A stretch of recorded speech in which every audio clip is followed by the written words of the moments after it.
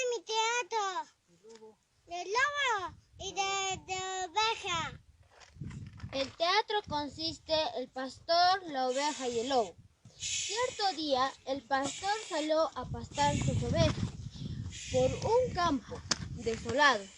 Había un poco de niebla y no se podía observar el campo.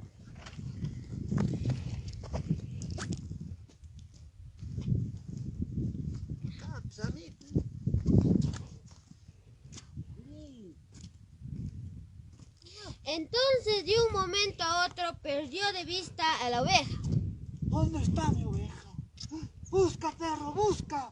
Busca mi oveja, busca. Busca.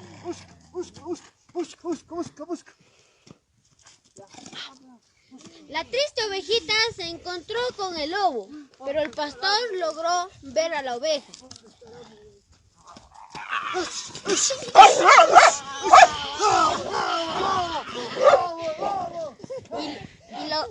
Y logró salvar la vida de la pobre ovejita de las garras del lobo. Y todos vivieron felices para siempre. Fin. Gracias, Miss.